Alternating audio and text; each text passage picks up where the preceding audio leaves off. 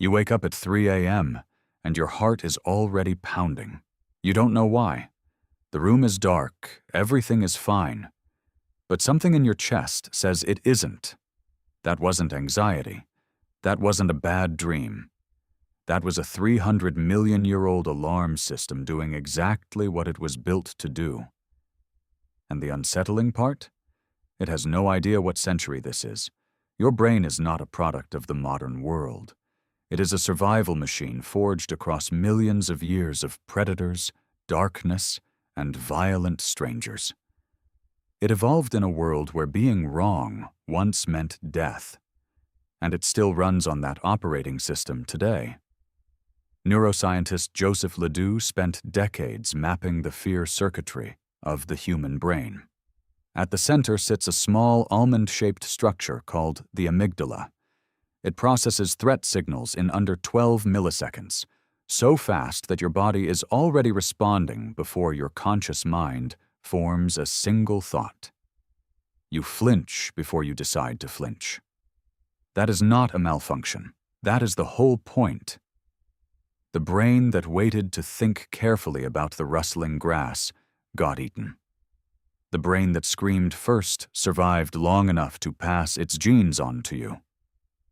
So here you are, carrying that brain into a traffic jam, into a performance review, into a comment section. Anthropologist Robin Dunbar found that for most of human history, survival was not a solo project. You lived in a band of roughly 150 people. If you were cast out, you died. So your brain built the same emergency system around social threats that it built around physical ones. Exclusion triggers the same neural pain pathways as physical injury. The disapproval of a stranger online can spike your cortisol the same way a predator snarling from the tree line would have.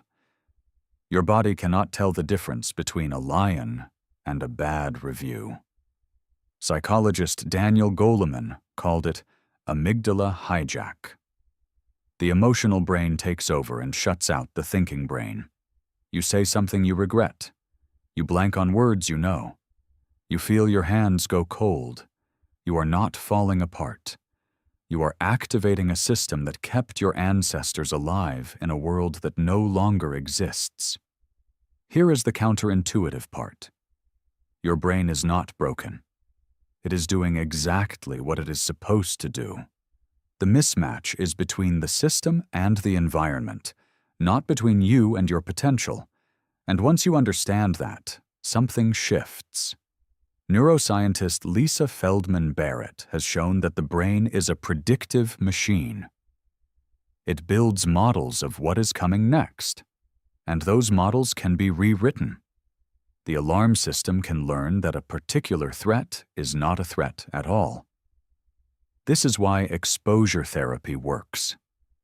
This is why the person who speaks in public once finds it slightly less terrifying the second time.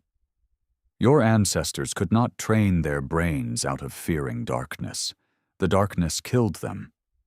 But you are standing at a different moment, one where you have enough safety and understanding to look at the alarm and choose how you respond. That is a genuinely new human capability. So tonight, when the lights go down and something stirs in your chest for no reason you can name, that feeling is not a mistake. It is a message from a version of you that lived in a much more dangerous world. It kept your bloodline alive through ice ages and predators and famines. It just doesn't know the ice age is over. And now, for the first time in the history of your species, you do.